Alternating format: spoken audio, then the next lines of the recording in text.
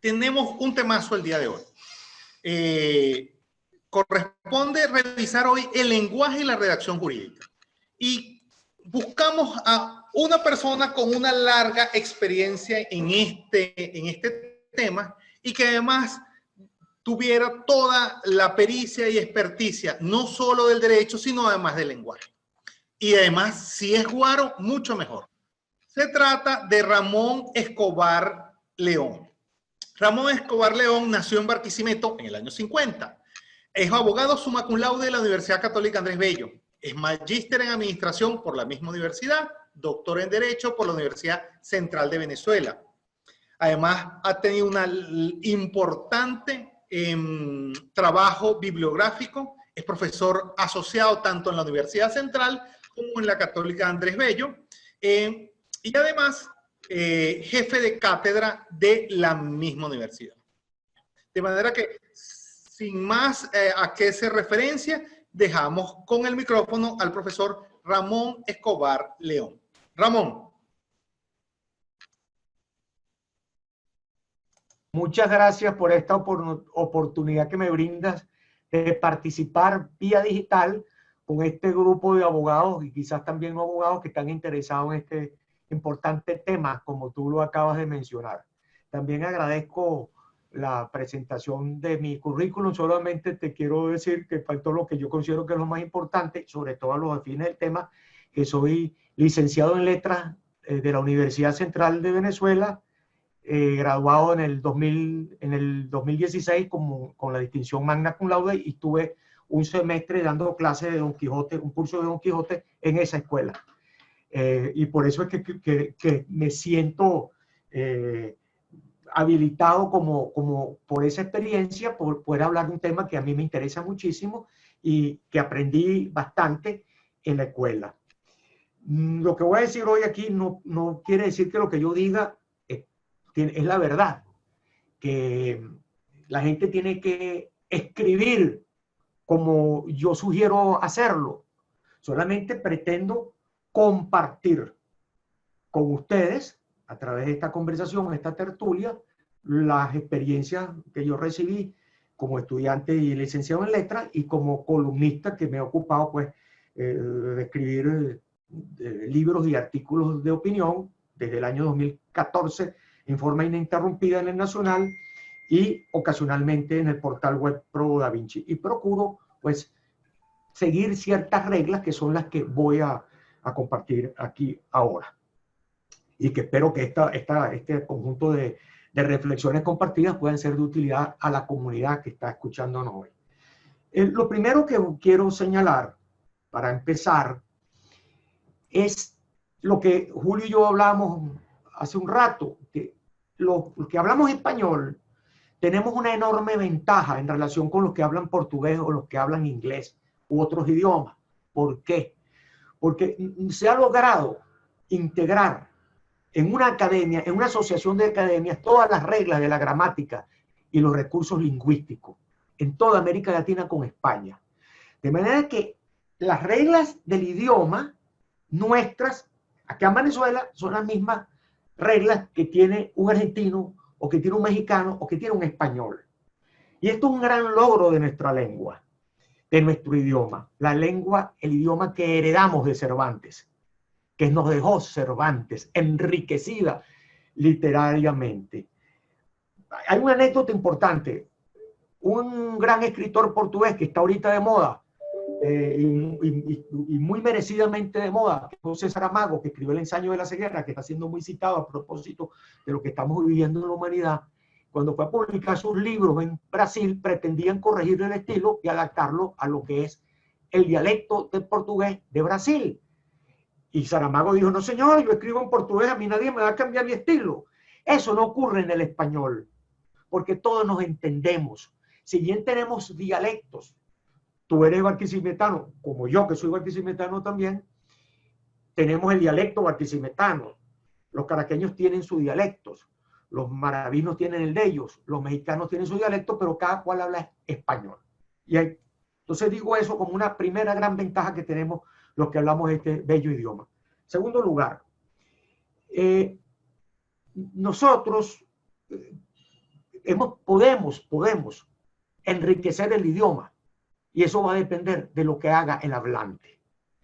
Hay ciertas reglas que no se pueden violar, pero si si el hablante impone una palabra, esa palabra puede ser acogida en toda la comunidad de los hispanohablantes, como aparece reflejado en la última edición del Diccionario de la Lengua. Voy a referirme muy brevemente a las fuentes bibliográficas que voy a usar hoy. Estoy preparando una lista, me dijo Natalie, de los libros que hay que consultar cuando uno tiene una duda. Aquí está uno, que es La nueva gramática de la lengua española. Pero ese libro, el que no quiera comprar los dos tomos, puede comprar esta, que es la versión abreviada, que es muy útil. Y si todavía le parece muy grande y costosa, hay esta que es todavía más abreviada. Entonces son libros, son instrumentos, herramientas que hay que utilizar o que hay que tener a la mano. Aquí está un libro al cual me voy a referir, que es La gramática de Andrés Bello. Esta es cuando yo me gradué de abogado estaba de moda, es una edición crítica de Ramón Trujillo. Me voy a referir a ella muy brevemente. Bueno, tengo otros libros, pero no los quiero agobiar, que les recomiendo. Uno muy importante, que es el que vamos a seguir hoy. Este es el libro de Estilo de la Justicia, dirigido por Santiago Muñoz Machado. Tenemos, además, dos diccionarios.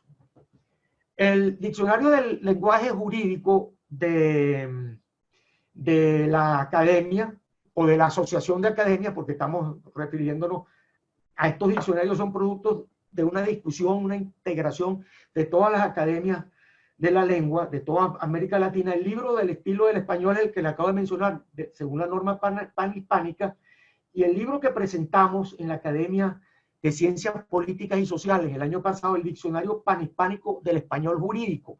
Este es muy importante. Todo esto está, por cierto, disponible en línea. Este Diccionario Panhispánico del Español Jurídico recoge todos los términos jurídicos que se utilizan en España y en América Latina, en todos los países que hablamos español, repito, producto de un trabajo en equipo muy grande y por países. Este diccionario se presentó, creo que fue en julio del año pasado, en nuestra academia, en la Academia de Ciencias Políticas y Sociales, y tuve el honor de ser uno de los expositores. Eugenio Hernández Bretón, que fue el vocero, vamos a decir, de la Academia de Ciencias Políticas y Sociales. A mí, una cosa que me llena de gran satisfacción, y la comparto con ustedes, que a mí me escogió para que hablara la Academia de la Lengua, para presentar este diccionario. Ese acto fue muy importante, muy bonito, y se presentó este diccionario que viene a enriquecernos a todos los abogados de Venezuela y de América Latina, diccionario que está, repito, también disponible en línea. De manera que el que quiera saber qué quiere decir riel al folio tal, si esa palabra es de uso aceptado o no, bueno, va y lo busca en este diccionario. Ahora, esto es muy importante, el lenguaje común entre todos los hispanoparlantes, porque el libro del Estilo de la Justicia, el otro gran libro que yo refiero y que está publicado, esto que estoy diciendo, o un resumen de lo que estoy diciendo aquí, lo publiqué en un artículo el año pasado en el portal web Pro Da Vinci, que los invito a que lo busquen y lo lean, donde hay algunas de las cosas que estoy diciendo y que voy a decir. Este libro del Estilo de la Justicia procura que la redacción de los abogados siga ciertas reglas y respete la gramática, teniendo presente que nuestro gran Andrés Bello, en el prólogo de su gramática, en la edición que yo tengo, está en la página 126, él dice que la gramática es el instrumento que tenemos para conocer el alma del hablante. Entonces, si la gramática es el instrumento, según Andrés Bello, que tenemos para conocer el alma del hablante, aquel que habla mal o escribe mal debe tener algún problema en su interior, en el razonamiento. porque la gramática y la redacción es una manera de ordenar y de expresar el pensamiento. Y el pensamiento se expresa con claridad. Además de que se expresa con claridad, con precisión. Y el lenguaje jurídico debe evitar la ambigüedad. El lenguaje jurídico debe utilizar la expresión más precisa que tenga a su disposición. Ahora, con esto termino, vamos a decir lo que tengo aquí pensado sobre la introducción, cualquier cosa, sobre algunos aspectos importantes sobre la redacción y técnica de redacción, voy a volver más adelante. Hay un tema muy importante en el cual no podemos caer los abogados, y sobre todo la gente que tiene, pues, se ocupa de intuirse, leer, porque la mejor manera, el mejor aliado para una buena lectura y para evitar la falta de ortografía, la mejor manera de poder desarrollar una buena escritura y un buen habla es la buena lectura. Hay que ver a quién es que se lee. Entonces, una persona de cierto nivel de cultura, de cierto nivel de instrucción, no creo que sea candidato para caer en el uso de lo que se llama la neolengua, que es una forma de degradar el idioma. Y aquí quiero hacer referencia a algo que ocurre en el mundo de los escritos jurídicos. Cuando yo hablo de neolengua, me refiero también a algunos usos que han sido patrocinados, vamos a decirlo, por el populismo político más reciente de América Latina, que ahora también ha invadido España, una de cuyas manifestaciones más agresivas es el desdoblamiento gramatical. ¿Qué quiere decir el desdoblamiento gramatical? Que ha sido muy cuestionado en las escuelas de letras, las profesoras, digo profesoras porque casi todos los profesores que yo tuve, los profesores que yo tuve de lingüística eran mujeres. Mi profesora de morfosintaxis, Consuelo González, ahorita la directora del Instituto de Filología Andrés Bello de la Universidad Central Venezuela, que fundó el recordado profesor Ángel Rosenblatt. Bueno, no patrocinaban el desdoblamiento. ¿Por qué?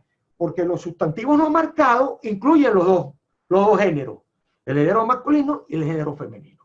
Cuando yo digo los abogados que me escuchan, me estoy refiriendo por definición a los abogados y a las abogadas, porque hay que utilizar el término, el género en masculino, de acuerdo con lo que sugiere la Real Academia, las academias, porque hay que respetar el principio de economía del lenguaje, que ha sido respetado de toda la vida por todos los grandes escritores. Esto es una cosa nueva que se impuso con el populismo. En Venezuela esto empezó en el año 99. Y ahora resulta que ha sido tan exitoso este vicio del lenguaje que es muy difícil encontrar una audiencia donde no se incurra en el desdoblamiento gramatical, violando el principio de la economía del lenguaje. Pero como no podemos ser tan, vamos a decir, rigurosos y severos, podríamos decir que excepcionalmente yo puedo decir señoras y señores, damas y caballeros, venezolanas y venezolanos, pero excepcionalmente, porque si lo utilizo de manera habitual en mi escritura y en mi discurso hablado, eso agobia el lenguaje, lo hace más cargado innecesariamente. Y repito, una de las reglas que vamos a mantener siempre es el principio de la economía del lenguaje. Sobre esto podemos tener una gran discusión. Yo quisiera publicar un trabajo que escribí en la escuela, pero lo quiero pulir, que ya está revisado por las lingüistas, sobre el uso de algunos términos en femenino, en el género masculino y femenino. Por ejemplo, los lingüistas sugieren que cuando una abogada tiene el título de abogado, que le dan un título que dice el título de abogado, ella es abogada. Se puede perfectamente expresarlo en el género femenino. Sin embargo, por una tradición que yo entiendo, las abogadas se presentan como abogados en el género masculino. Y a mí me llama la atención porque se habla mucho del sexismo, pero cuando vamos a utilizar el lenguaje caemos en el machismo lingüístico. Eso lo digo como una curiosidad. Sobre esto yo quisiera, pues, para no ocupar todo el tiempo disponible en este aspecto, yo sí le digo a la gente que se refiere al término, a las abogadas amigas mías que se presentan como abogados, que porque no usan el término que es el género femenino. Es una opinión, no quiere decir que tienen que estar de acuerdo. Una cosa muy agresiva, un ejemplo que puede ponernos en el tema, es cuando aquí se dice camaradas y camarados. Porque hay palabras que no tienen un género único. Entonces se expresan tiene un solo referente. Y aquí entonces, o sea, en el desdoblamiento en que hemos incurrido los venezolanos, se llegan a este tipo de expresiones. Otra consideración que tengo yo anotada aquí es la utilización de expresiones que vienen de dialectos extranjeros, como el italianismo a lo interno. En ese artículo que está en Pro Da Vinci, yo me hago referencia a eso. También un artículo que publiqué en el Nacional, perdí mi tiempo porque yo incluso oigo gente del mundo académico que cuando van a decir en el interior de la universidad o dentro de la universidad dicen a lo interno, en un circunloquio innecesario que no es venezolano, sino que es del dialecto del periodismo de República Dominicana. Pero a alguien le parece muy sofisticado decir a lo interno, y ahora yo lo veo a periodistas, gente del mundo académico, que en vez de privilegiar la precisión, decir en lo interno, ni siquiera lo interno, en la universidad, dentro de la universidad, en la academia, dentro de la academia, en universidad, dentro de universidad, no, a lo interno de universidad. Están sobrando las palabras y nos estamos copiando, mal copiado, de un dialecto extranjero que no tiene carta de naturaleza en Venezuela, ni tampoco está aceptado por las reglas. Cuando yo tengo una duda con la utilización de un término de esto que choca, hay un instrumento que es el fundeo, la Fundación para el Español Urgente, que incluso si tú tienes una duda cuando estás haciendo una novela o escribiendo un ensayo, tú le haces la consulta al fundeo, que está patrocinado por varias instituciones, entre ellos el Banco Picao Bilbaya. Esto es el gran promotor de la Fundeo, uno de los grandes gramáticos, siendo periodista, que es Alex Grigelmo. Entonces tú le haces la pregunta a Fundeo. Yo siempre que tengo una duda, yo uso el Fundeo todos los días, estoy suscrito, es gratis, ellos te mandan la información todos los días, y si todavía la información que te mandan no es suficiente para ti, tú le puedes hacer la consulta en línea y en unas 48 horas te la resuelven. Yo después les puedo contar algunas experiencias de palabras que usaban en los tribunales, que la contraparte la discute y yo le hago la consulta a Fundeo, pues, y puedes llevarlo al tribunal para ilustrar al juez. El enriquecimiento del idioma es dinámico y es permanente, y en él tenemos que participar todos. Bueno, otra cosa que tengo yo anotado aquí es, por ejemplo, el verbo haber. Esto es una cosa muy, muy venezolana, que es el tema del verbo haber. Los venezolanos tenemos la tendencia de creer que el verbo haber, que es impersonal, se concuerda con el sujeto. Pero el verbo haber concuerda con el complemento directo. Pero la gente cree, muchos hablantes piensan que inmediatamente, intuitivamente, le ponen un sujeto y dicen, hubieron muchas fiestas, forzando el verbo a concordarlo con un sujeto que no existe. Esto lo explicó una vez Arturo Ulartietri, también caso omiso. Y esto es una regla, esto es una regla universal, de manera que el que dice hubieron muchos problemas está violando la regla, está hablando mal, porque tienes que aprender a conjugar un verbo difícil que es el verbo haber, que es un verbo sin sujeto. Tenemos que meternos eso en la cabeza y no incurrir en ese error o ese defecto del habla, sobre todo si es en la redacción escrita. Yo agradezco que tú, Julio, cuando introduciste esta conversación o esta tertulia, no utilizaste la palabra conversatorio. ¿Por qué? Yo les ruego que ustedes busquen las entrevistas que le hacen a Alex Grigelmo, ese gran gramático. Él le choca esta palabra, a mí también, porque es tertulia, es conversación. El sufijo torio indica el lugar, indica el lugar que señala la raíz, como dormitorio. Torio te dice que el dormitorio es el lugar donde tú duermes. Conversatorio es el lugar donde se celebra la conversación o la tertulia. Pero aquí a alguien se le ocurrió, porque tiene cierta fonética, cierta fuerza fonética, decir que la tertulia o la conversación como esta que estamos es un conversatorio. No, el conversatorio es el lugar. Ahora, ¿cuál es el lugar? Tú estás en Barquisimeto, yo estoy en Caracas, Juan Corodi está en Los Palos Grandes, Emilio Urbina creo que está en Valencia o en Barquisimeto.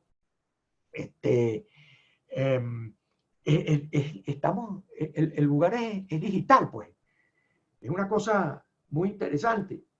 Pero esa es otra cosa que yo quería resaltar. Bueno, vamos un momentico al estilo jurídico. Este libro que vuelvo a mostrar, tiene todas las recomendaciones, son recomendaciones tomadas también de otra joya que sirve también, el que no quiera, está también digital. Este libro hay que tenerlo a la mano, una maravilla. ¿Por qué es una maravilla? Porque aquí hay una cosa, el estilo. Voy a terminar probablemente de hablar un momentico sobre las mayúsculas y para pasar al tema del estilo. Mi amigo, el presidente de la Academia de la Lengua, Horacio Bior, que somos buenos amigos, un gran poeta, un gran lingüista, un gran ensayista, me decía que él cuando hace los pronunciamientos con todas las academias, tiene una lucha enorme, sobre todo con nosotros los abogados, porque los abogados queremos ponerle mayúscula a todo. Bueno, yo incluso con abogados más jóvenes que yo, que a veces leo sus escritos muy buenos, sin embargo, tienen la tendencia a escribir todo el tiempo demandante, sentencia, demandado, en mayúscula. La primera letra, me refiero, o inicial mayúscula. A todo, por ejemplo, nosotros los miembros de la Academia de Ciencias Políticas y Sociales, cuando se dirigen a uno, a la persona, lo escriben en mayúscula. Tal vez quieren destacar el respeto, pero eso no es correcto. Se usa la minúscula. La mayúscula es para la institución, pero no para la persona. Y esto está muy bien explicado aquí. Muy bien explicado aquí. Yo lo digo porque los abogados, eso es muy de los abogados, de acuerdo con lo que yo veo, no me excluyo, pues, tenemos una tendencia a ponerle mayúscula a toda. La tendencia es la contraria, usar más la minúscula y dar la mayúscula para aquellos casos específicos en que la academia dice que la palabra debe escribirse en mayúscula. Tenía el ejemplo de derecho, pero prefiero que lo consultemos todos en Fundeo. Hay una cosa muy importante sobre la redacción jurídica. Yo he visto sentencias y he visto escritos, incluso doctrina. Yo no estoy diciendo que eso sea un error. Simplemente creo que sería más claro hacerlo de otra manera. Con oraciones de 2, 3, 4 páginas. Para ver en qué medida eso no es conveniente, yo recomiendo leer a los grandes escritores. Los escritores, los campeones en la precisión del lenguaje. La mejor referencia que puede haber, el Código Civil francés, Jorge Luis Borges, Juan Rulfo, nuestro José Balsa, nuestro Mariano Picón Salas, y en la literatura jurídica, mi referencia es el profesor catalán José Puig Brutau, porque leerlo, no solamente la sustancia jurídica, sino la belleza de su prosa jurídica, el ritmo de su prosa jurídica. Y digo el Código Civil francés un poco adrede, porque hay una anécdota que se atribuye al gran Stendhal, gran escritor francés del siglo XIX, de la época de Balzac, que él escribía todos los días 3, 4 horas diarias, pero los primeros minutos del día, antes de comenzar a escribir, él leía el Código Civil francés para tomar el impulso de su prosa. Yo le escuché con unos abogados que le pedimos que nos diera un curso privado a un grupo de abogados en mi oficina y a algunos amigos sobre la literatura de Jorge Luis Borges, al gran poeta venezolano Armando Rojas Guardia y también gran ensayista, una de las referencias de la buena prosa de nuestro país, que nos decía que él cuando va a escribir, él leía a Jorge Luis Borges un rato, porque Jorge Luis Borges es el padre de la precisión. Yo le mencioné ahorita a Julio, y en un tuit que puse ayer en mi cuenta de Twitter, @rescobar, puse este libro. Este libro del gran profesor de Derecho Mercantil italiano, Francesco Galgano, sobre la trampa del lenguaje jurídico, el uso de la metáfora en el derecho. Y yo digo esto porque toda esta gente escribe oraciones no mayores de 40 líneas. Vamos a decir, es como la regla admitida en los libros de estilo. Oraciones no mayores de 40 líneas. Yo tengo aquí la guía de estilo de The Economist, que se caracteriza por lo bien que respeta el lenguaje escrito. La guía de estilo de la revista The Economist, la del País, la del Nacional, que la hizo Ramón Hernández, una muy buena guía de estilo, recomiendan todos oraciones no mayores de 40 líneas, porque hay que poner una idea en un párrafo que te permita digerirlo. Si pones un párrafo de 2 o 3 páginas, como alguna gente que yo admiro mucho y aprecio mucho, no me atrevo a decir, si no lo hacen, uno se cansa, cuesta mucho leer eso.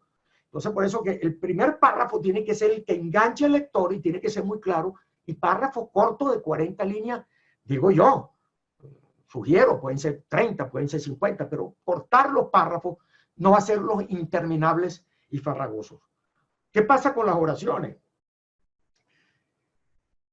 Las oraciones no deben tener más de 25 o 30 palabras y no meterles muchas comas, salvo en casos necesarios, porque como dice Fundeo, uno de los signos de puntuación, no lo dice uno, sino el signo de puntuación más difícil que hay es la supuesta sencilla coma. Entonces, oraciones de unas 20, 25, 30 palabras, bien claras, no poner el verbo muy lejos del sujeto, de manera que la lectura fluya. En los cursos que yo di sobre Don Quijote en la Escuela de Letras, que Cervantes tenía 2 estilos, el estilo de la primera parte del Quijote y el segundo parte del Quijote, que era la época del barroco español, pues un estilo más barroco, más cargado. El truco de Cervantes, en cuanto a puntos de signos de puntuación se refiere, es lo que yo interpreto, se va definiendo con la respiración. ¿Qué ocurre?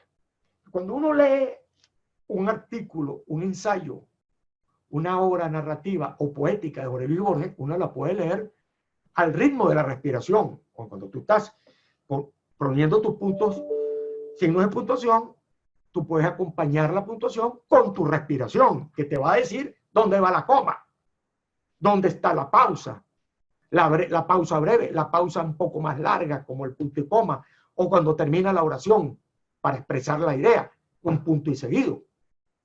El uso de los 2 puntos, que Javier Cercás, que escribió Anatomía del Instante, uno de los jóvenes y buenos escritores españoles, es un maestro utilizando los 2 puntos. Me pueden decir, bueno, frases largas, Vargas Llosa. Sí, eso es verdad, pero es que es un tan buen escritor. Sobre Vargas Llosa hay mucha polémica, porque algunos jóvenes narradores dicen que el gran Vargas Llosa, en cuanto a la literatura se refiere, es el joven Vargas Llosa, el de sus primeras obras, que corresponden al boom de la literatura de América Latina. Pero el nuevo Vargas Llosa, más comprometido con las editoriales que tiene que sacar constantemente novelas, ya no tiene ese encanto literario, ese gancho que tenía su primera parte. Pero sí es un gran escritor y muy merecido su premio Nobel. Pero como ensayista es extraordinario. Los ensayos de Vargas Llosa, los artículos, es una delicia leerlos por la forma como le brota, la fuerza como le brota la prosa. Entonces, Vargas Llosa, pueden decirme, es un hombre con frases largas, pero los párrafos no son largos. Y es un gran escritor. Yo no lo soy, entonces tengo que ir a lo que es más fácil, que es el estilo de la precisión. Bueno, hay una cosa que la introduce en Venezuela el gran poeta. Bueno, algunos poetas venezolanos del siglo XX se preocuparon mucho por el uso de las preposiciones. Una de las cosas más difíciles, esto se lo escuché yo una vez al gran escritor José Balsa, en la redacción, es el uso de las preposiciones. Cuando uno lee un párrafo en dos líneas, la muchacha que iba al parque, que la esperaba el novio, que cargaba un paquete que había comprado. Entonces, 4 que en 2 líneas, aquí hay un problema serio. El uso abusivo y excesivo y desbordado de las preposiciones. El uso, yo creo que cuando se escribe la primera versión, hay que hacer un trabajo de lipografía o de liposección lingüística. Así como la gente que tiene mucho peso, le hacen liposucción para quitarle grasa, lo que sobra. La lipografía sería, tú mismo le sacas a tu redacción las preposiciones mal puestas o que sobran. Y vas haciendo, depurando la prosa. El adjetivo. El adjetivo es una cosa muy interesante. El abuso del adjetivo me refiero. Que nosotros a veces somos exagerados atribuyéndole adjetivos a la contraparte, a los alegatos jurídicos de la contraparte. O descalificando la sentencia que no nos da la razón con adjetivos. Y tratando de adornar el argumento jurídico que estamos defendiendo, presentando en estrados o en doctrina o en el dictamen, con adjetivos. Pero adjetivos hay que tener cuidado. ¿Por qué? Vicente Huidobro, un gran poeta chileno anterior a Pablo Neruda, decía: el adjetivo que no suma, que no añade, mata. El adjetivo que no añade, mata. Quizás es un poco exagerado esa reflexión o esa regla que nos señaló Vicente Huidobro, porque hay grandes adjetivadores en la literatura.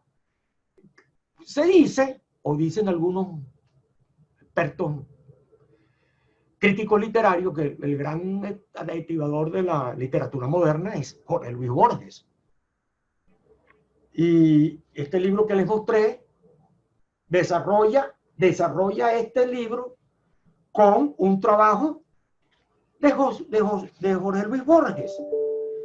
Yo lo tengo aquí en la biblioteca, que se llama La esfera de Pascal, de Jorge Luis Borges. Trabajo de 3 páginas.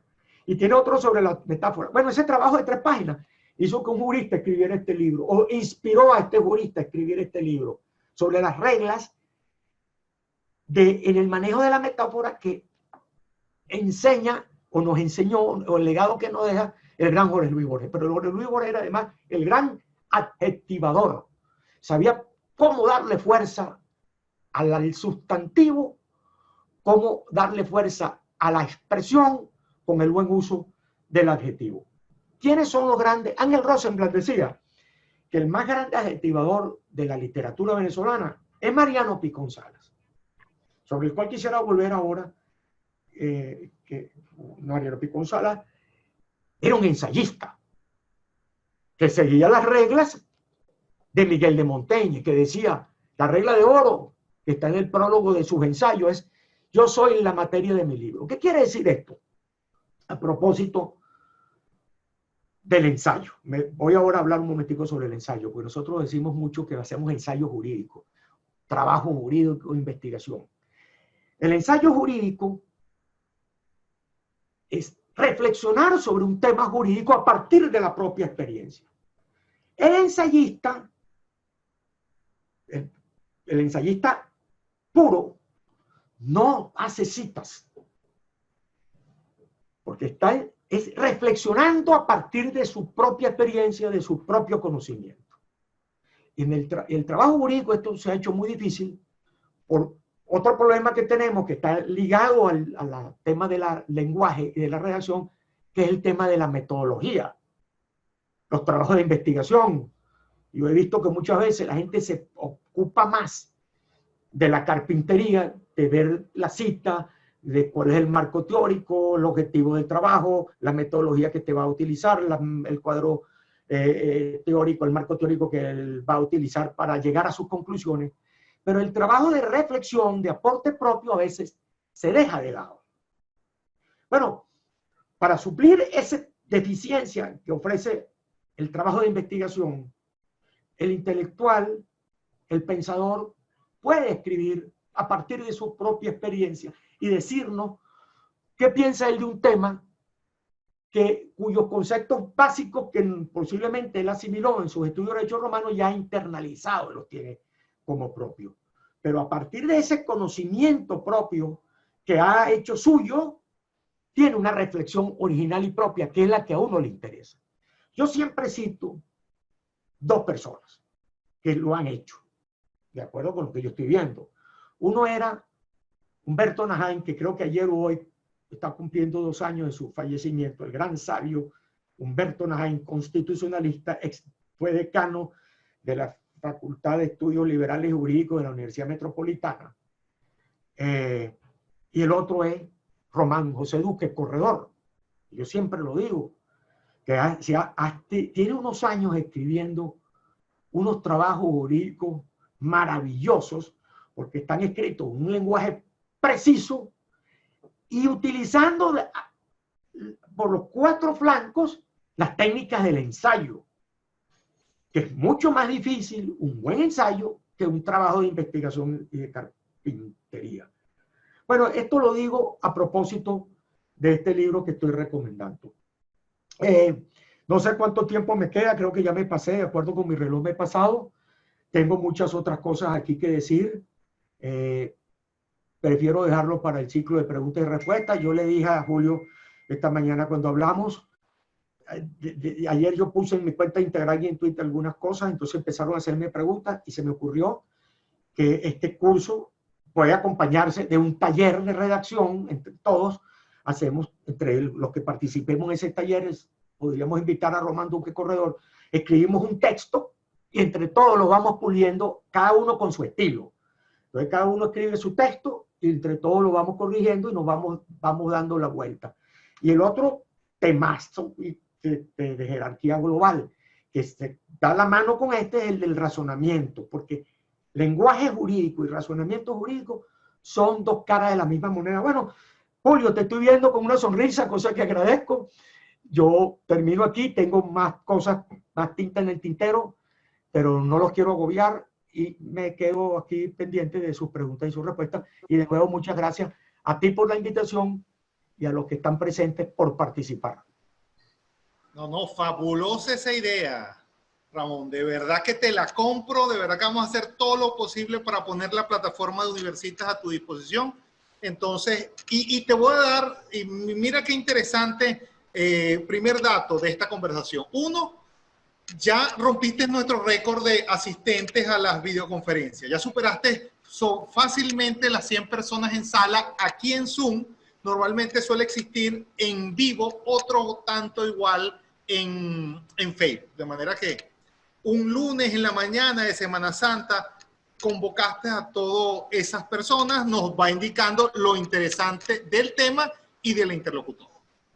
Y mira quienes están en sala acompañando, nada más para saludarlos. Está ahí en sala Pier Paolo Paceres Caramuza, quien siempre ha sido un ponente tanto del Instituto de Estudios Jurídicos, profesor de la Católica Andrés Bello y además amigo de la casa. Está también el profesor Ángel Serpa, quien el día miércoles va a tener una videoconferencia en la cátedra Jorge Rosell sobre la pandemia y la restricción de los derechos en el proceso penal.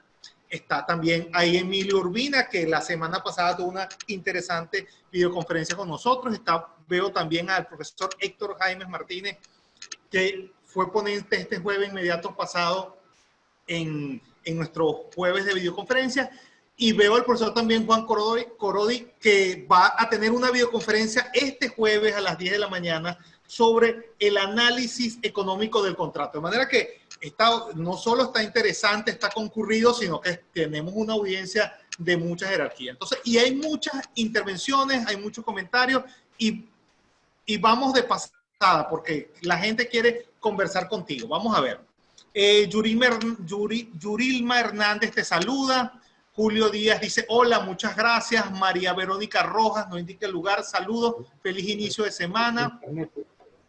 Yanexi Figuera dice, buenos días. ¿Aló? Buenos días para todos, por favor. De alguna manera, una botella, por favor. Mantengan el micrófono en silencio. No escucho desde Puerto La Cruz. Saluda Julio César Morales. Tenemos Luis Emilio. Saluda también. Ubencio Martínez se conecta desde Zoom. Inés Ortiz se conecta desde Zoom. Irma Pérez desde Caracas. Hugo se conecta desde Zoom. Elvis Rodríguez te manda saludos desde Caracas. María Victoria Rojas te manda saludos. Por aquí tenemos a alguien que se conecta desde Puerto Ordaz. Mira todos los comentarios. Emilio Urbina, saludos profesor Ramón, interesante videoconferencia. Muy de acuerdo contigo en este gran vicio del doblete en el español jurídico. Un cordial saludo. ¿Indica alguien una anécdota? Profesor, justamente a mí me impactó que en mi título estuviese escrito abogada. Ciertamente me presento siempre como abogado. No sé si hay algún comentario que quieres hacer. Sí, ¿me toca hablar a mí? No, te estoy haciendo varias referencias. Ángel Serpa te manda saludos, lo tenemos aquí en la audiencia. Roxana Díaz se conecta desde Estados Unidos y indica lo siguiente: en el caso de Venezuela es urgente incluir en los pensum una materia de redacción oratoria, pero el sentido real con el sentido real y de su trascendencia que tiene en la vida profesional. Para los ciudadanos integrantes del Poder Judicial y del sector público es conveniente programar cursos de redacción, de lógica e incluso de oratoria, de carácter obligatorio y permanente. Otro comentario, vemos aquí a Héctor Jaime Martínez, que te indica: un gran abrazo, Ramón, excelente tema y mejor tratado. Si quieres hacer algún comentario ante esos saludos. No, claro, saludo a mis amigos y les agradezco que hayan participado. No sé, estoy leyendo aquí unos comentarios muy interesantes en el chat, no sé cuándo comienzo a hablar de ellos. Claro que sí, en la medida que quieras hablarlo, yo soy aquí solo un intermediario. Bueno, no sé si tú vas a ordenar las preguntas o yo tengo aquí unos temas que estoy viendo. Son muchas preguntas, ¿no? Pero muy interesante. Aquí hay una que acabo de ver, que es la siguiente, que me parece muy interesante, que si se deben utilizar las reglas APA en los escritos jurídicos. Esta pregunta a mí me interesa mucho referirme a ella por lo siguiente. Esto lo discutimos una vez en la Academia de Ciencias Políticas y Sociales, y en la medida que me he vuelto abuelo y he venido envejeciendo, yo era un fanático de las reglas de metodología. Eso se evidencia en los que he publicado. Las respeto mucho. Cuando yo hice el doctorado tuve que seguir las reglas de Humberto Eco, que son las mismas de la Universidad de Chicago. que la usan casi todos los abogados, el Instituto de Derecho Privado, que son las citas al pie de página. Y la mayoría de los textos jurídicos, estas son las reglas que se usan. Se puso de moda la Asociación de Psicólogos en 1911, por allá, o 20, sacaron las reglas APA, que son distintas. Va entre paréntesis la cita, y tiene que estar constantemente ir al final. Yo cuando estudié en la maestría de Administración de Empresas, me obligaron a hacer mi tesis con esas reglas APA. Fue para mí muy difícil porque uno está como acostumbrado a las reglas de la Universidad de Chicago. En la Escuela de Letras hay un boletín que tú adquieres o bajas de la nube, un boletín para cada semestre. En ese boletín están las reglas de investigación y te dan las dos, las reglas de la cita de la Universidad de Chicago y las de APA. Una vez que tú escoges cuál va a ser la que tú vas a utilizar, tienes que ser consistente. No las puedes mezclar. Esa es la regla de oro. Yo prefiero las reglas de la Universidad de Chicago y las prefiero porque son con las que yo aprendí a investigar. Yo me acuerdo que mi querido amigo Luciano Lupini me regaló el libro de Umberto Eco, Cómo si fa una tesis de laurea, que es el mismo libro, cómo se escribe una tesis de grado, pero en italiano, porque además me dijo él, y José Melito Orsini me dijo, un avvocato senza el italiano es como un giardino senza fiori. Si en Venezuela hay 1 millón de italianos, ¿cómo no vas a poder aprender italiano jurídico? Que ahora por las redes, el Instituto Venezolano Italiano de Cultura ha hecho un trabajo extraordinario aquí para que los venezolanos y los descendientes de italianos puedan aprender italiano. Entonces, aprender italiano para un venezolano es muy fácil. Entonces, Luciano Lupini, cosa que le agradezco toda la vida, me lo regaló en italiano para obligarme a leer en italiano. Y eso me trajo dividiendo el resto de mi vida. Entonces, una vez que tú escoges la metodología de Umberto Eco o la Universidad de Chicago, que es la misma, o data, tienes que ser consistente. Lo que no puede ocurrir, yo lo he visto, no voy a mencionar el nombre, amigos muy queridos, grandes, que he sido tutor de ellos en la Universidad Católica, lo dije una vez en la academia, el padre Ugaldo Yendo, que había una persona que se ocupaba de vigilar las reglas de metodología de los tesistas. Entonces, cada vez que llegaba un tesista, aquello se convirtió en un horror para el tesista, porque el énfasis no era en la capacidad creativa y el aporte original que ese tesista podría hacer, sino que se cumpliera una camisa de fuerza que era la metodología, que va más allá de la cita, sino establecer los objetivos, la variable dependiente, la variable independiente, el uso de palabras. Yo una vez le dijeron a uno que había utilizado la luz que emana de esa sentencia. Yo no, tú no puedes utilizar un lenguaje metafórico, porque este amigo mío, un gran abogado de los grandes juristas del país, que yo tuve el honor y el privilegio de ser su tutor, es poeta también, y usa mucho el lenguaje metafórico en sus escritos, cosa que a mí me gusta. Entonces, el metodólogo le dijo, mira, luz solamente la radio en las lámparas, así que esa palabra me la quita. Y bueno, yo como tutor no acepto eso. Poquito lo que le pasó a Saramago, guardando la distancia, cuando le dijeron, usted tiene que adaptar su portugués al portugués de los brasileños si quiere que los libros se vendan aquí. Y bueno, a mí no me vas a tocar mi portugués, ¿vale? Entonces, cuando a ti te tocan ya la semántica, eso no es tarea del metodólogo. Se supone que si tú estás redactando una tesis doctoral, ya tú has pasado por redacción, estudiaste lingüística jurídica y sabes redactar. Estás en un proceso de crear un aporte jurídico original, que es lo que se busca con una tesis, pero no que la metodología se convierta en una camisa de fuerza. Y yo quisiera compartir esto con ustedes porque a mí esto me angustia mucho. Entonces, por eso tú ves investigaciones jurídicas que son trabajos en un esfuerzo enorme de compilar material bibliográfico, muy bien compilado desde el punto de vista de las reglas de la cita, pero muy mal pensado en cuanto al aporte de originalidad de ese trabajo. ¿Sí? Esto yo lo veo de esa manera.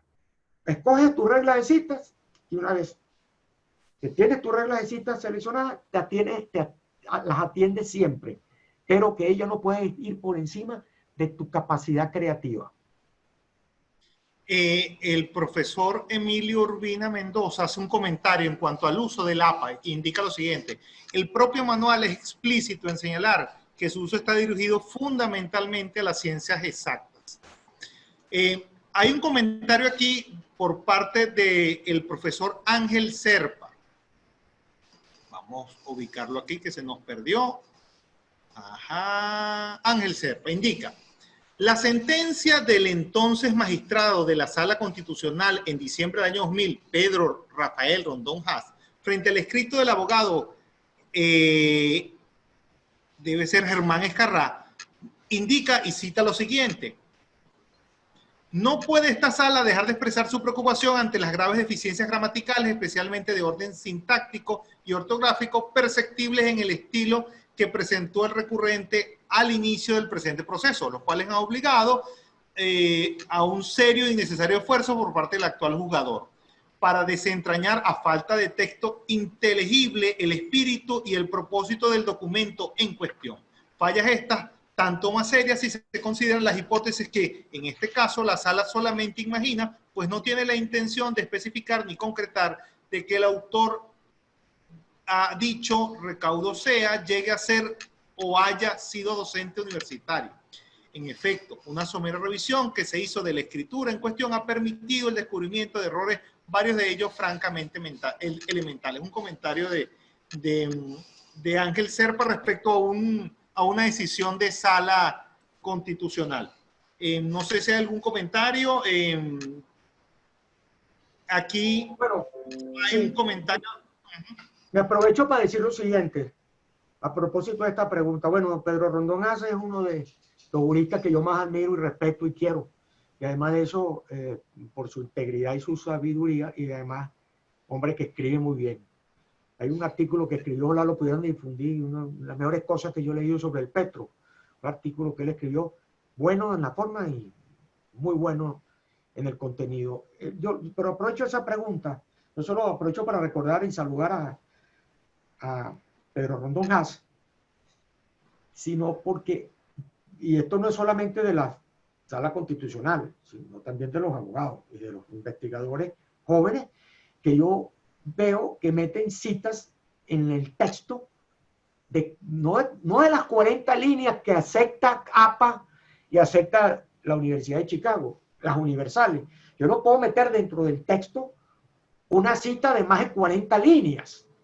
No de 10 páginas, de 3 páginas. Entonces, fíjate lo que pasa en la sentencia y en los escritos jurídicos. Se le fue el audio. Tú has, el audio mío, ¿me oyen? ¿Aló? ¿Me estás oyendo? Profesor, puede continuar, le oímos bien. Ah, ok. Lo que ocurre, 2, 3 páginas de una cita, de una sentencia o de una doctrina. Digo, hay una cosa que da dolor de cabeza. No, la sala dijo tal día y raca, te meten 2 páginas. Y en otra sentencia dijo, ¿qué es lo que pasa? Es una forma abusiva de citar, incluso a veces de manera inconexa. ¿Qué es lo que ocurre? Y yo últimamente, en las tesis que yo he tutoriado, le he pedido a los tesistas, resúmeme con tus propias palabras lo que dice esa sentencia, que muy posiblemente va a ser repetida 20 veces con las mismas palabras porque se utiliza la modalidad copy and paste. Y en los escritos universitarios, en los alegatos jurídicos, pónmelo con tus propias palabras y copia la máxima, como hacen los franceses y los italianos. Jurisprudencial, donde está la regla de derecho. Porque es que no, la regla de derecho no está en la narrativa, en toda la motiva, sino hay una regla de derecho. Fíjense, esto es tan difícil, o tan, mejor dicho, difícil no, que da flojera hacerlo. Entonces yo meto un escrito jurídico o universitario de 100 páginas. Tú lo puedes resumir a 3 o 4 páginas. Yo siempre, cuando estaba más joven, bueno, me siento de espíritu joven, pero ya 69 años no puedo ser joven, pero el espíritu sí. Cuando yo empecé a estudiar la casación, yo me iba para la Corte Suprema que estaba allá frente al Parlamento, en la vieja Corte Suprema de Justicia, y yo le sacaba copia a todos los escritos que traía Osvaldo Lafé, que era un gran casacionista. Pero cómo escribía el español. Los recursos de casación de Osvaldo Lafé, le dije una vez a Mario Trivela, que es su sobrino, había que recogerlos y publicarlos, porque eran escritos una gran agudeza jurídica, pero el lenguaje era algo impecable. Que era poeta y fue Premio Nacional de Literatura, de Poesía. Entonces, ahí está la explicación. Sin citas. La sentencia dijo tal cosa y lo pone con tu propia página, con tus propias palabras. Pero si todavía es muy feliz lo que dice la sentencia, extrae la regla de derecho. No me la copies toda, porque eso es flojera. En la universidad yo no he vuelto a aceptar eso. Y si soy jurado ya saben cuál es mi posición. Ahora, una sentencia que ha traído una doctrina universal, la pones como apéndice, pero la pones en el texto. ¿Qué pasa con los abogados norteamericanos? Sistema en el cual el precedente es fundamental. ¿Qué hacen? Tú te gradúas en la Universidad Central, en la Universidad Católica, en la universidad que fuese, en la Metropolitana, o en la Santa María, en la que sea, y te vas a los Estados Unidos a un LLM y después quieres hacer la barra, pasaste la barra y ahora quieres conseguir trabajo en un bufete americano. Que muchos venezolanos lo han hecho, porque los abogados venezolanos salen con ciertas habilidades de creatividad, porque el abogado venezolano es muy creativo y se han destacado, yo conozco muchos, pero cuando van a buscar trabajo, le dicen, ah, ¿tú quieres trabajar aquí? Sí. Le dan 10 sentencias. Y le dicen, ahí tienes, tómate 2 días y me traes la máxima jurisprudencial. Ah, pero es que no nos entrenaron a copiar con copias pay de sentencias. Entonces, eso es una corruptela que no se le puede achacar a los tribunales. Sería injusto decirlo. Eso viene de la universidad, porque hay que hacer un curso de lingüística jurídica, de redacción jurídica, y decirle a la gente y a los tesistas, tú quieres resumir lo que dice la sentencia X sobre tal cosa, el daño moral, por ejemplo. No me copies todo lo que dice la sentencia, sácame la regla de derecho, nada más. Y si la sentencia es muy feliz, repito, resúmela tú con tus propias palabras. Dice, este es mi resumen. Entonces, de la mala redacción sí veo incluso en Twitter, que se utiliza un lenguaje tan autoritario y tan asertivo, gente que no reflexiona, sino se lanzan opiniones autoritarias. Yo veo profesores con las preposiciones muy mal utilizadas. Por ejemplo, el por qué va pegado, pero por qué cuando preguntan va separado. Y hay gente que lo escribe, bueno, pero si que se te ocurra tú decirle públicamente, mira, eso no es así. Bueno, ese es su problema, yo en eso no me meto. Yo doy mi opinión en eventos democráticos como este. Pero la mala redacción no se puede achacar a fulanito de tal o a menganito. Hay una cosa generalizada del mal uso de las preposiciones, del abuso de las mayúsculas, del abuso de los adjetivos que no agregan, del exceso de citas. Y otra cosa que da dolor de cabeza y pega en la vista. ¿Cómo es que yo resalto? Por ahí me preguntan si se deben usar las negritas. Ya voy con eso. Me resaltan en itálicas y entre comillas. Bueno, yo prefiero utilizar la comilla y ponerle un recuadro. Esa cita de 20 líneas. Pero ¿por qué la voy a poner en itálica? Si en itálica hay una frase muy feliz que tú vas a utilizar, o una frase muy feliz que quieres destacar de alguien, o una cita en otro idioma, o un latinazo, o un latinajo. Y ya quiero hablar de eso, que se abusa mucho también de estas cosas. Pero resumo diciendo, un problema no es achacable a los tribunales. Los tribunales, más allá de las ideologías políticas, el problema político que nos agobia, está integrado por gente que estudió en las mismas universidades que estudiamos los que estamos aquí participando. Y yo no puedo responsablemente achacarles a ellos la culpa de los problemas de redacción. Ahora, que tienen una responsabilidad mayor, sí, porque esas son, la jurisprudencia, yo soy de los que cree que crea derecho, y eso va a leerlo todo el mundo. Y si la gente dice, si así escriben en los tribunales, y si la gramática es el método, el instrumento, según Andrés Bello, que permite conocer el alma del hablante, bueno, aquí hay una perturbación intelectual en alguien que no se puede expresar. Pero hay sentencia. Una cosa de los recursos de revisión, que yo lo hago cuando me piden que lo hago, no lo firmo, ahora yo no puedo firmar. Hago mucho escrito, pero no lo puedo firmar por razones políticas. Nadie le va a gustar que su abogado sea una persona como yo que no es del régimen, porque soy opositor, con mucho respeto, pues escribo mis artículos, pero es una posición disidente. Pero hago mucho escrito. bueno, si tengo que cumplir con unos patrones, unos diseños que son incómodos, por ejemplo, recurso de revisión, antecedente. Entonces, ¿por qué es competente esta sala? Entonces, corpoturismo, copian toda la sentencia de corpoturismo. En eso se van 5 o 6 páginas, poniendo por qué la sala es competente. No se puede diseñar, aplicando la ley de la parsimonia, entre dos soluciones, una compleja y una sencilla. Siempre la sencilla va a estar más próxima a la verdad y a la justicia que la compleja. ¿Por qué no hacemos una revolución lingüística y hacemos que nuestros escritos jurídicos se parezcan también en la forma a los que se llevan a cabo en España y en Italia? Digo yo, como una reflexión que se me está ocurriendo ahorita. Les pido a los señores que tienen fuerza o poder para dictar decisiones judiciales, empiecen a buscar un estilo nuevo. No solamente cambiar las técnicas de casación y las reglas del Código de Procedimiento Civil y decirle a la gente, vamos a argumentar de una manera más sofisticada desde el punto de vista del lenguaje y desde el punto de vista de la técnica argumentativa. Gracias, Ramón. Perdón que me emocione, pero este tema a mí me interesa mucho. No. Nos encanta cuando te emocionas. De hecho, aquí tenemos un comentario de Roxy que indica, ¿qué opinión tiene, profesor, sobre los trabajos de grado de maestría y doctorado que en algunas instituciones exigen una cantidad de páginas, por ejemplo, 400 páginas para trabajo de doctorado y de 250 páginas para trabajo de maestría? ¿Cuál es su opinión al respecto? Bueno, la voy a responder con una cosa que dijo en estos días mi querido amigo Miguel Mónaco, que fue uno de los que habló por esta plataforma de ustedes hace unos días, hablando del análisis económico del derecho, que es un tema que a mí me gusta, me interesa mucho, que quiero simplemente recordar que el pionero de los estudios de Doan Economics, de la relación del derecho y la economía en Venezuela, es James Otis Rodner, como que ha evidenciado en su libro sobre el dinero y el contrato de la inflación y las obligaciones de moneda extranjera, una obra muy vasta en esta materia.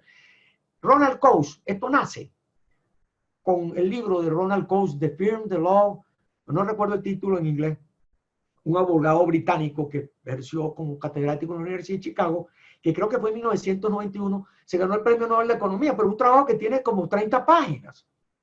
Si eso es así, que tiene que tener 250 páginas, entonces el señor Ronald Coase no habría ganado el Premio Nobel. Bueno, el señor Jorge Luis Borges, perdone que lo citen tanto, pero es uno de mis héroes literarios, nunca se ganó el Premio Nobel de Literatura. Si el Cervantes, pero cuentos de 3 páginas, 5 páginas.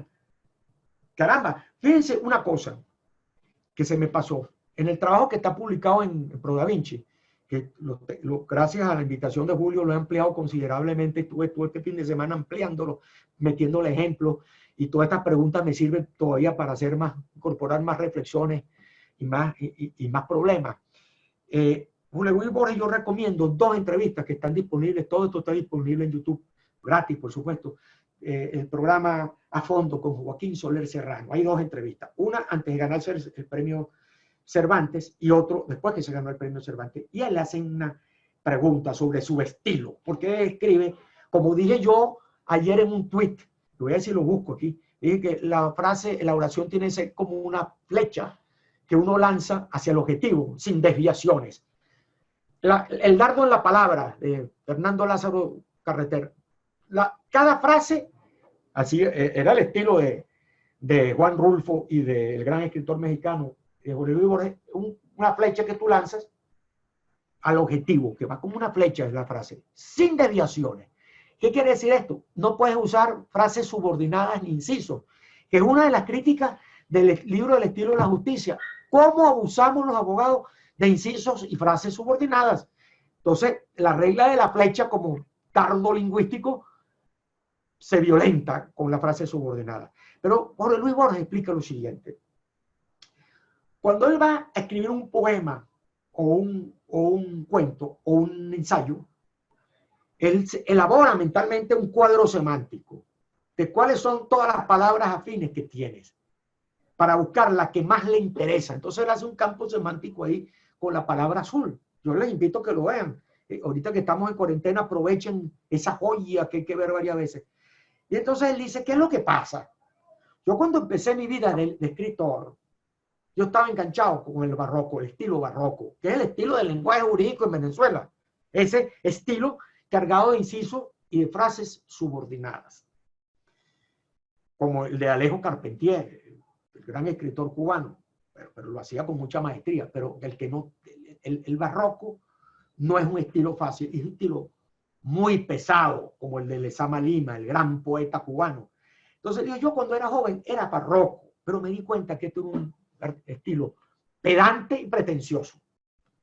Y me di cuenta que lo mío era el estilo borgiano, el estilo preciso, el de la flecha, el del dardo en la palabra, la frase sin incisos y sin frase subordinada. El de Alejo Carpentier, premio Nobel, miembro del Partido Comunista Cubano, pero un gran escritor, es todo lo contrario.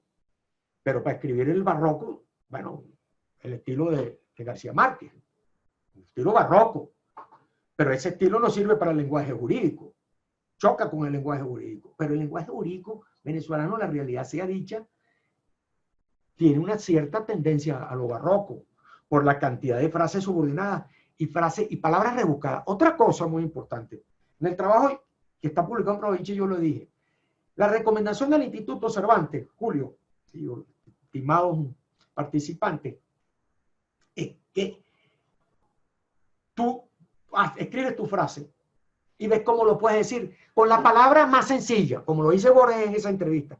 ¿Cuál es la palabra más sencilla? La palabra del uso común, la que usan todos los hablantes. No tengo que estar buscando palabras rebuscadas para hacer alardes de erudición y de frases complicadísimas para hacer alardes de erudición y de enorme inteligencia. Y aquí viene el tema de los latinazos o latinajos, las expresiones en idioma extranjero que no las traducen. Cervantes, en su obra magna, perdonen que lo vuelva a citar, uno de los encantos de la obra cervantiana son los prólogos, donde ponía en evidencia su enorme genio literario. Y en el prólogo, la primera parte del Quijote, que sabemos que tiene dos partes, la primera parte, él dice, yo voy a escribir este libro sin citar a nadie, sin latinajos, porque yo quiero expresar lo que yo puedo expresar con mis propias palabras sin tener que estarme apoyando en otros. Y hace una crítica al uso de las expresiones en latín. Claro, él tenía una polémica con Lope de Vega y con algunos otros escritores, sobre todo con Lope de Vega, que después se dice que fue el que escribió el Don Quijote apócrifo. Hay muchas teorías, un día hablamos de eso, que es otro gran tema, hablar de la importancia del Don Quijote para los abogados, cómo el Don Quijote es conectarte con la idea de libertad. Pero es que es muy importante esa reflexión, porque esa reflexión tiene que ver con lo que dijimos de Miguel de Montaigne, decir las cosas como tú crees que deben ser dichas. Entonces, el uso de expresiones en idiomas extranjeros que no se traducen y de mucho el latinazo o latinajo, como se quiera decir, dañan la fluidez de la prosa. Recomiendo pensarlo muy bien, la expresión en latín tiene que ser muy oportuna, una regla de derecho muy concisa para que se ponga. Aquí tenemos un comentario de Robert, está aquí en Zoom. Buenos días, felicitaciones al excelentísimo e ilustre profesor Ramón por tocar un tema sumamente extenso y maravillosamente apasionante. Considerado para mí como un arte, es decir, el arte de hablar y escribir correctamente en el idioma castellano. Y tratar un tema como este en tan poco tiempo es realmente una hazaña, que repito, quiero felicitar al profesor Ramón por esta épica acción. Ahora bien, mi pregunta es, ¿cuáles serían los extranjerismos permitidos que deberíamos incluir en nuestras redacciones cuando lo hagamos como abogados? Yo diría que hay que evitarlo. Yo diría que hay que evitarlo, o dilo en español. Por cierto, bueno, tendría que ser, bueno, por el WhatsApp, por ejemplo. Ya hay una palabra que se puede utilizar en español, que es WhatsApp, con W. Yo no soy partidario, salvo que es una expresión acuñada, como decir, por ejemplo, a veces los narradores sofisticados desde el punto de vista literario de expresiones en francés como Van la Lettre, antes de tiempo, cosas así, siempre y cuando no caigan como una pedantería, que se vea como algo natural. Una expresión puede adornar la prosa, pero excesiva, eso quedaría a criterio de cada cual, yo la evitaría. Te iba a decir una cosa sobre lo de las... Hay gente pues, que ponen en sus textos, muy acreditadas, textos en español, ponen frases enteras en alemán, pero no las traducen. Yo no sé hablar alemán, es una de mis fallas. Aunque Ortega y Gasset decía, aprende el alemán y olvida lo demás, bueno, yo reconozco que siempre pensé que debía aprenderlo, es muy importante, pero yo no sé hablar alemán. Yo puedo traducir perfectamente bien, puedo entenderlo en italiano, en inglés y en francés, pero en alemán no. Pero si me la ponen en alemán y no me la traduce, me dejaste por base, pues. Y igual cualquier otro idioma, el idioma oficial, y aquí voy con una precisión, es el castellano, como dicen los códigos y las constituciones de América Latina. Hay una discusión en la materia que yo estudié, español de América, una de las primeras preguntas del primer parcial de español de América ¿es español o es castellano? Mira cómo se puede resolver este problema como desde mi punto de vista. Castellano es el dialecto de Castilla. Y tú usas el castellano en contraposición en España, cuando estás hablando en el contexto español, contraposición al catalán, al vasco, al gallego, a los idiomas que hay en la madre patria. Pero en el contexto interno, cuando tú hablas del español que hablan todos, es el español. Los latinoamericanos hablamos esa lengua que nos dio la madre patria, que es el español, que es el idioma con el que se entiende un catalán, con un vasco, con un navarro, con un asturiano, con un gallego. Y es el idioma que nos entendemos todos en América Latina, es el español. Ahora, ¿qué recomienda Grigelmo? Yo tenía una profesora que tenía que decirle en la respuesta que era español, porque es la recomendación de la Real Academia. Pero lo que dice Grigelmo, y yo adhiero a lo que él dice, yo lo sigo mucho, dilo como tú quieras. Dilo como tú quieras, pero ten presente que hay una tendencia a decir que el idioma es el español. Para mí es indiferente esto. Es simplemente una precisión que yo agrego, que quiero compartir con ustedes, como un dato interesante. Bueno, ya estamos, o sea, es imposible ya darle tanta extensión a esta conversación, pero tenemos que ir cerrando. Hay unos comentarios aquí. Saludos, profesor, dice el abogado Ligia Dávila desde, no indica la ciudad. Vemos que está Maricruz Loaiza desde España. Taormina Capelo, brillante exposición, gracias, profesor. Últimos comentarios por aquí, vamos a ver. Inés Ortiz, en relación a sus palabras introductorias sobre la neolengua como una forma de degradar el idioma, ¿existe algún texto que recopile estas nuevas tendencias como un ejemplo de lo que no se debe hacer? Mira, lo tengo aquí entre los libros que yo consulto en mi escritorio. Mira, este es una maravilla. Aquí hay un trabajo, ¿se ve? Este trabajo de Carlos Leáñez, yo me lo he leído 2 veces. Aquí está.